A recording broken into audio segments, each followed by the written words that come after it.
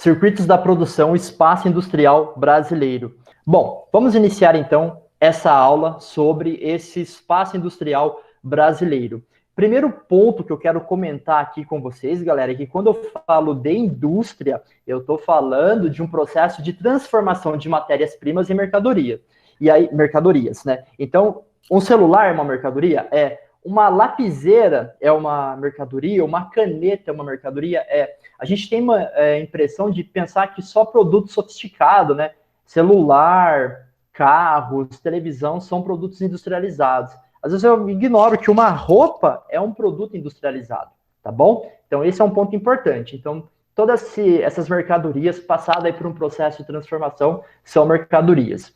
Só que a indústria, ela tem tipos de indústrias, né? Então, por exemplo, eu tenho uma indústria extrativista de mineração, e a imagem que eu trouxe aqui representa um pouco isso, mostra o processo de extração de minerais, minério de ferro, alumínio, tá bom? Então, a gente tem aqui o processo industrial de extração de minérios. Depois, quando esse minério sai desse processo, ele vai para uma indústria de transformação, que seria esse processo industrial de fato, né? E aí, quando eu pego a indústria de transformação, eu vou dividir ela em duas. Indústria de bem de produção ou de base, ou indústria de bens de consumo. Uma lapiseira, uma caneta, são aí produtos de bens de consumo, tá bom? O que são bens intermediários, galera? Siderurgia, petroquímica, isso seriam bens intermediários. Então, vamos pensar o seguinte, pensa aqui na palavra intermediários. Para construir, né, para transformar uma matéria-prima num automóvel, antes eu tenho que transformar aquela matéria-prima numa chapa de aço. Então, esse processo se dá aqui na siderurgia. Para que o petróleo se transforme de fato em gasolina, querosene de avião, ou mesmo em plástico, ó, que está aqui na caneta, por exemplo, né, vai passar por um processo intermediário também. Beleza? Então, a indústria intermediária, ela prepara o produto para chegar à mercadoria final. Bens de capital seria fazer o quê? Produzir ferramentas. Então, eu utilizo ferramentas no processo industrial. Eu acabo utilizando várias ferramentas nesse processo industrial.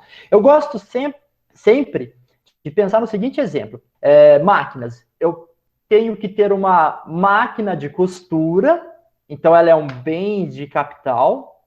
Tem que ter uma máquina de costura para poder produzir um outro bem industrial, uma roupa, beleza? Isso é um bem de capital, é uma máquina, por exemplo, é um instrumento, é uma ferramenta. Quando eu vou analisar os bens de consumo, aí eu posso ter dois tipos de bens de consumo. Os duráveis, um exemplo, a automobilística, né, os automóveis, então uma televisão, a princípio, né, um celular, a princípio também era para ser um bem durável, mas a gente sabe que o celular hoje dura muito pouco, né? Até de propósito, justamente para a gente poder ter acesso às inovações. Os aplicativos muitas vezes não funcionam em modelos antigos, a gente vai falar disso depois, mas a ideia é essa. Então a gente tem eletrodoméstico, que são os produtos duráveis, e os não duráveis. O que são não duráveis? Produtos alimentícios, roupas de certa maneira, bebidas. Então é importante entender isso. Por quê? Daqui a pouco vai aparecer a palavra indústria de base, e aí vocês vão entender que está falando aqui da siderurgia, da petroquímica, de realizar aí a produção de ferramentas, de outras máquinas para produzir outros bens de consumo, né? Outras mercadorias. Galera, tudo que eu montei aqui está baseado no roteiro de estudo que eu disponibilizei para vocês. No período de 1500 a 1808, nós temos praticamente a ausência de indústria no Brasil. Era o Brasil colônia. Era o pacto colonial colocado ali. O Brasil poderia ter indústria? Não. Só que em 1808, a família real vem para o Brasil, e aí o Brasil ele acaba perdendo aí o título de colônia e passa a ser aí considerado uma extensão do território português. E aí o Brasil é autorizado a ter indústria. Claro, era a indústria o carro-chefe do Brasil nesse período, do ponto de vista econômico? Não era. O Brasil sempre se baseou numa economia agroexportadora. E quando eu falo aqui do século XIX, 1822 até 1930, no início do século XX, a gente tem aí como principal item dessa pauta de exportação do Brasil o café. O café, durante um bom tempo, liderou aí essa importância econômica no Brasil, tá bom? Mas tinha indústria no Brasil durante o século XIX? Tinha. Eram as indústrias de bens de consumo não duráveis, têxtil, alimentícios, produtos mais simples. No início do século XX, a gente tem um surto industrial durante a Primeira Guerra Mundial, porque a Europa, que era o principal local de produção industrial do mundo, estava enfrentando aí, né, ou era cenário da Primeira Guerra Mundial. Então, esses países estavam voltados para a produção de equipamentos voltados para a guerra, e não para bens de consumo. Então, o Brasil não conseguia mais comprar produtos da Europa. Aliás, nesse momento que os Estados Unidos acabam importância ainda maior para o Brasil. Mas os Estados Unidos compravam do Brasil principalmente o quê? Produtos agrícolas, principalmente. Beleza? Galera, quando a gente vai verificar essas indústrias, né, que surgem ali no final do século XIX, início do século XX, uma indústria um pouco mais simples, elas vão se concentrar na região que estava a economia cafeeira. Não à toa, essa região, né, a região sudeste, sobretudo o estado de São Paulo, que tinha um grande complexo cafeeiro, acaba as indústrias concentrando nesse local, já que havia dinheiro dos barões do café, então eles poderiam investir em indústria e também em bancos. Mão de obra, os imigrantes que vieram para o Brasil, então você tem ali uma mão de obra também, e uma infraestrutura, ferrovias, sistema elétrico, portos. Campinas é um exemplo disso, né? E é justamente essa herança do complexo cafeeiro que faz com que as indústrias se concentrem em São Paulo, ou na região sudeste, né? Não só São Paulo, Rio de Janeiro, Minas, mas principalmente São Paulo. Todo mundo fala, São Paulo é o estado mais rico da federação. Por quê? Aqui é a origem. Primeira fase, né, 1808 até 1930, o Brasil ele acaba adotando um modelo de industrialização, que a gente chama esse modelo de substituição de importações. Isso é importante? Está colocado aqui para vocês, né? O que significa esse modelo? Produzir no território que antes era importado. Então, você, ao invés de trazer de fora, ao invés de importar, você começa a produzir aqui dentro do território. Substituir a importação. Como é que faz isso? As taxas alfandegárias, acaba elevando aí as tarifas alfandegárias. O que na prática quer dizer isso, galera? Um produto que vem de fora vai ficar mais caro. Por quê? Porque as tarifas alfandegárias estão altas. Estando altas as tarifas alfandegárias, o produto entra aqui mais caro. Então não é vantajoso. É mais vantajoso produzir esse produto aqui dentro. E como é que produz esse item, né, essa mercadoria aqui dentro? Atraindo as multinacionais para vir para o Brasil. Então, essas empresas vêm para o Brasil para produzir aqui dentro. A ideia é essa. E também, galera, se a gente pensar, teve a Primeira Guerra Mundial ali no início do século XX, mas também teve a Segunda Guerra Mundial de 1930 a 1945, e esses países ficaram voltados para a guerra. E aí esses países que não tinham indústrias tiveram que aí passar por um processo de industrialização. Mas o que marca mesmo a entrada do Brasil no processo de industrialização é a crise de 1929, que não é novidade para vocês, a crise da Bolsa de Nova York, que gera uma crise econômica mundial. Qual que era o principal item que o Brasil vendia mesmo? Café. Café é necessário numa crise econômica? Não, a galera deixa de comprar café. O que acontece com a economia do Brasil? Entra em declínio. Galera, chega ao fim aí, ou começa, seria o início do fim, né, desse modelo agroexportador, principalmente baseado na exportação do café. Então o Brasil aqui, pera um pouquinho, agora eu tenho que passar por um processo de modernização. E esse processo de modernização é ter um processo de industrialização, tá bom? E quem que vai iniciar esse processo, galera? É essa figura aqui que vocês conhecem bem, Getúlio Vargas. Em 1930, né, o Getúlio Vargas aí, ele acaba tomando o poder, dando fim aí à República do Café com Leite, e ele, de fato, inicia um processo de industrialização pesada. Só que assim, para poder ter uma indústria que produz automóvel, por exemplo, eu tenho que ter uma outra indústria anterior, tá bom? Eu tenho que ter a indústria de base.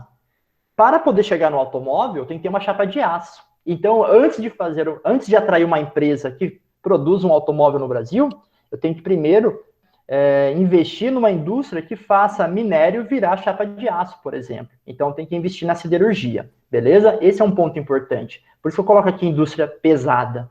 É o início do Estado empresário na economia. Então, é o Estado que investe na economia, é o Estado que, de certa maneira, orienta a economia, e o Vargas, no primeiro momento aqui eu coloquei de 1930 a 1945, mas ele volta ali na década de 50, né, no período mais democrático. Eu não vou falar sobre questões políticas, porque aqui a gente está fazendo um foco na parte da economia e da economia na indústria, tá bom? Então, não vou falar da parte política aqui, sobre a ditadura do Vargas, por exemplo.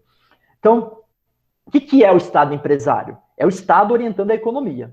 Esse Estado, ele acaba em indústria de base e infraestrutura. Galera, vai produzir automóvel aqui no Brasil, vou ter uma indústria antes que forneça equipamentos para que eu possa produzir ali um carro final, né, um produto final, né, o automóvel, no caso. Eu também preciso ter transporte para poder fazer circular as matérias-primas. Eu preciso ter energia, porque para poder funcionar a indústria, tem que ter energia, beleza? Então, tudo isso acaba simbolizando aí esse processo de industrialização inicial, né? Uma indústria mais pesada. É o modelo de substituição das importações, que é basicamente fazer o quê, galera? Atender a demanda interna. Então, aquele mercado interno brasileiro, lembra que aquele mercado interno brasileiro, ele começa a nascer no final do século XIX. Acaba a escravidão no Brasil, acaba o período de escravidão, e aí a gente tem a entrada dos imigrantes, uma mão de obra assalariada, e a mão de obra assalariada começa a consumir. Então, atender essa demanda interna. A indústria por etapas, né? Então, para que eu tenha uma indústria mais sofisticada, eu tenho que ter uma indústria que forneça equipamentos, que forneça uma chapa de aço, que forneça energia, que forneça matéria-prima, tá bom? Então, uma industrialização por etapas. E então, o primeiro ponto aqui do Getúlio Vargas é investir nisso daqui, na indústria de base, que é a siderurgia, que é a petroquímica. Não à toa, galera, ele vai criar aí a Companhia Siderúrgica Nacional, que é voltada para a siderurgia, lá no Rio de Janeiro. Vai criar a Companhia do Vale do Rio Doce, que hoje é privatizada, né, atual Vale. Vai criar justamente para fornecer matéria-prima para o processo de industrialização. Vai criar a Petrobras. A Petrobras, essa empresa, né, foi criada em 1953, justamente para atender aí tanto a questão relacionada à matéria-prima como produtos públicos, mas também, ou principalmente, energia, beleza? Então, Getúlio Vargas é importante, ele inicia esse processo de industrialização. Quando eu avanço em 1955 até 1989, eu tenho aí uma terceira fase desse processo de industrialização, que é a continuação do modelo. Qual modelo? Do Estado empresário na economia. Então, o Estado continua ali interferindo muito na economia. Eu tenho também aqui a continuação do modelo de substituição de importação. Ou seja, a ideia de produzir aqui dentro, que antes era comprado, que antes era importado de fora. E aí, nesse período aqui, ganha destaque o Juscelino Kubitschek, né, o JK, porque ele cria o plano de metas. E o plano de metas falava o seguinte: quero avançar 50 anos, ou seja, visa um desenvolvimento industrial e uma arrancada industrial no período muito curto, 5 anos, beleza? Como é que ele faz isso, galera? Fazendo fortes investimentos em infraestrutura, rodovias, hidrelétricas, aeroportos e indústria, para poder modernizar o território brasileiro, né? Ele usa o capital nacional, então aqueles que tinham dinheiro aqui no Brasil, capital público, que é o Estado investindo, e o capital privado seria, por exemplo, aqueles antigos cafeicultores, né, que acumularam capitais, estavam ali investindo também na indústria, beleza? Característica do JK, galera: se o Getúlio Vargas investiu principalmente na indústria de base, o JK ele começa a investir nas indústrias de bens de consumo duráveis. Olha o exemplo aqui, ó, ele inaugurando a empresa alemã Volkswagen, né, e dando um rolê aqui com o Fusquinha, beleza? Então, a Volkswagen vem para o Brasil. E por que ela vem para o Brasil? Porque aí o Brasil já tem energia, o Brasil já tem indústria de base. Então, eu posso, por exemplo, produzir um automóvel no território brasileiro. O que é investimento direto, galera? É uma empresa que vem de fora, investe aqui para produzir algum item. Um exemplo, a Volkswagen, né, produzindo um automóvel. O melhor símbolo dessa integração do JK é a construção de Brasília.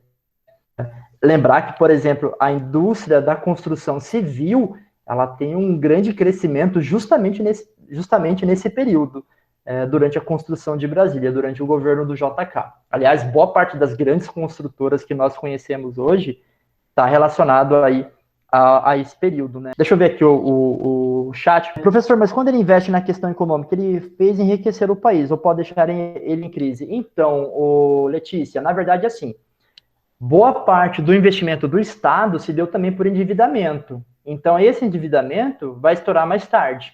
Então, esse é um grande problema. Oi, pode falar. Assim, mais para frente, no caso, vamos dizer assim, na era da ditadura militar, é investido também em algumas questões, né? Eles investem em, acho que uma usina de química, alguma coisa assim. Só que isso deixou o país em crise. Então, o que o Getúlio Vargas fez antigamente deixou o país em crise, aí o que eles fizeram depois deixou o país em crise, e a gente fica em uma questão de endividamento, não fica? Boa pergunta. Isso, é um ponto importante. O JK, ele usa aqui o que nós chamamos de um tripé econômico. Ele usa capital nacional, privado, quem tiver dinheiro, principalmente aqueles que herdaram aí o enriquecimento em função da economia agroexportadora, né? Então, empresários do setor financeiro, né, cafeicultores que investiram na indústria. Então, esse é o capital nacional privado. O capital público do Estado, que começou a investir em infraestrutura, o Estado investindo. E eu também tenho o capital estrangeiro, que vem que vem de fora e acaba investindo na economia brasileira, né?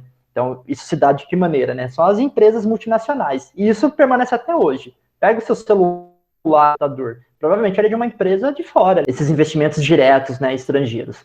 Só que, qual que é o ponto aqui? Para poder, por exemplo, construir Brasília, fazer rodovias, construir usinas hidrelétricas, o Estado acaba também se endividando. E esse ponto aí vai estourar em um outro período. A gente vai chegar lá, Letícia, já chego lá, tá bom?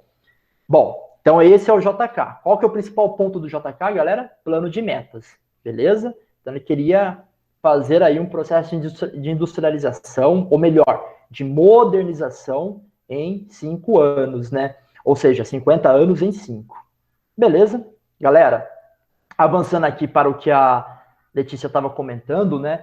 Durante o período de 1955 a 1989, continua o modelo do Estado empresário na economia. Então, muda o sistema político. A gente tem uma ditadura civil-militar, né? A gente tem essa ditadura presente. Só que o modelo de investimento na economia continua o mesmo. O Estado ali tendo um papel muito forte, né? Não à toa, galera, na ditadura militar, entre 1968 até 1973, o Brasil passa por um período que é chamado de milagre econômico. Uma modernização da economia, mas junto ali com o autoritarismo político, né? É comum pegar as pessoas mais idosas e elas lembrarem com um certo saudosismo da ditadura militar, falar que não faltava emprego, porque realmente o Brasil estava atraindo várias empresas para o seu território, né? Então eu tenho aqui uma ampla participação estatal na infraestrutura, como, né? A gente tem aqui o exemplo da construção da ponte Rio-Niterói, aqui tem a inauguração da ponte Rio-Niterói.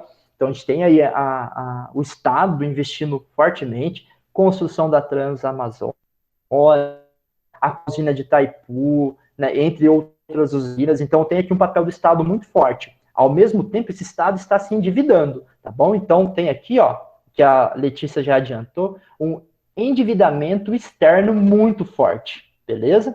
O Brasil, ele acaba recorrendo a capitais externos para poder iniciar esse processo de industrialização. E melhor, para poder avançar esse processo de industrialização. Durante a ditadura militar também, tem entrada de várias empresas e capitais de origem estrangeira. Boa parte dos televisores, né, aparelhos de som, eles vieram aí, na verdade, de fora, né? Não eram empresas nacionais. Na verdade, eram empresas que vinham de fora e produziam no Brasil. E aí eles adotavam o nome, por exemplo, assim, Volkswagen do Brasil, Ford do Brasil. Na verdade, é um capital de fora, né, uma multinacional de fora, produzindo no Brasil para atender o mercado interno. Atender esse mercado interno é aquele modelo que eu falei lá no início, substituição de importação. É esse o modelo, tá bom? Qual que é o problema, galera, dessas empresas que vêm de fora e acabam produzindo aqui? É que a gente acaba tendo uma dependência econômica, industrial e tecnológica. O Brasil teve uma industrialização dependente. As empresas vinham de fora e investiam aqui dentro para produzir e atender o mercado interno. Tranquilo? esse endividamento externo, que a Letícia chamou atenção aqui, vai fazer com que nós tenhamos, na década de 1980, uma grande crise econômica, chamada aí de década perdida. É a década perdida da economia brasileira, beleza? Acaba estourando o endividamento, os Estados Unidos resolvem ali cobrar os juros dos empréstimos que tinha realizado para as nações. Os Estados Unidos estava passando por uma crise econômica também, porque o petróleo aumentou muito o preço, os Estados Unidos compravam muito petróleo, precisava de dinheiro, e uma maneira de conseguir dinheiro era o seguinte, lembra daquele dinheiro que eu te emprestei? Estou cobrando de novo e eu quero os juros também. Então o Brasil acaba tendo aí um período de crise econômica. Último slide, tá? Só para fechar, que é a última fase da industrialização brasileira, é quando chega 1989, aí eu tenho o fim do Estado empresário na economia. Aquele Estado que investia chega ao seu fim. Entre aspas, esse fim, tá bom? A gente vai entender melhor isso nos próximos plantões e nos próximos roteiros de estudo. O Brasil passa a adotar uma política econômica neoliberal, então entra aqui o neoliberalismo. O que prega a política econômica neoliberal? Galera, tá aqui, uma síntese para vocês. Sabe aquelas empresas criadas pelo Estado empresário na economia? Aquelas empresas, a Petrobras, a Vale, a Telebrás, todas essas empresas passam por um processo de privatização, ou seja, entregar ou o Estado vender para a iniciativa privada. É esse processo. A única que não foi é a Petrobras, de fato, né? Mas várias empresas estatais foram privatizadas. Flexibiliza as leis trabalhistas. A ideia é o seguinte: para atrair investimento de fora, eu faço com que a mão de obra no Brasil seja barata. E de que maneira eu faço isso? Eu faço isso dando menos direitos para os trabalhadores, porque aí o encargo das empresas será menor. A gente teve uma reforma trabalhista, por exemplo, em 2016, durante o governo do Temer, beleza? Justamente para poder baratear a mão de obra no Brasil. Tem uns problemas aí muito claros sobre isso, né? A gente fala depois sobre esses direitos. Maior abertura do mercado nacional para as capitais e serviços internacionais. Então, a gente tem, por exemplo, hoje um consumo de vários produtos que vêm de fora. Vocês estão utilizando aí, provavelmente, o que vem de fora, beleza? Então, isso facilitou, o que, de certa maneira, tem o seu lado bom também. Se você pegar o seu tênis, provavelmente ele é feito lá no Sudeste Asiático. E você só consegue ter acesso a ele hoje porque houve um barateamento nas tarifas alfandegárias, fazendo com que um produto lá do Sudeste Asiático ficasse mais barato para estar hoje aí nas suas mãos. Ou melhor, no caso do tênis, nos seus pés, né? Bom, é o fim da política de substituição de importações, porque agora eu posso importar um produto lá da China. A China produz tudo hoje, né? Taiwan, o Sudeste Asiático como um todo, né? A gente acaba tendo vários produtos daquela região. O Estado agora cabe apenas regular as empresas. Então, por exemplo, eu tenho as empresas de telecomunicações, a Claro, a Vivo, tem essas empresas. Não é mais o Estado que tem a sua empresa, a Telebrás, que toma conta de tudo. O que o Estado faz? Ele só regula, para ver se a empresa não está abusando ali de alguma coisa, né? É a Anatel. A Anatel, ela é uma agência que regula as aplicações. Então, para todo o setor da economia, eu tenho uma agência reguladora. Esse é o papel do Estado, só regular. Mas quem que, de fato, atua na economia? É a iniciativa privada, o Estado fica de fora. Início aí de um processo de queda da participação industrial no Brasil. Porque já começa a entrar produtos vindos de fora, a economia industrial do Brasil passa por um processo de declínio. Então, hoje, a participação industrial no Brasil é muito menor do que era, por exemplo, na década de 1980. Beleza? E também começa a ter um processo aí de desconcentração industrial. Se antes a indústria era concentrada em São Paulo, ela passa aí para outras regiões do Brasil, para outras áreas e para outros municípios. Galera, é isso. E eu deixei justamente essas atividades aqui da página 61, 62 e 63 para vocês realizarem. O foco principal é esse exercício, acho que é o C aqui, né? Exercício D da página 3. Resume bem essa aula. O foco é esse exercício aqui. Façam esse, mas resumam esse exercício aqui, porque ele é muito importante. E ele é só alternativa, mas ele vai resumir bem a aula nossa aqui. Beleza? Tchau, tchau. Falou, até mais, professor. galera. Até. A gente vai conversando por aqui. Abraço, pessoal. Até mais, viu? Apareçam. Eu não confio em ninguém que foi cortar cabelo na quarentena.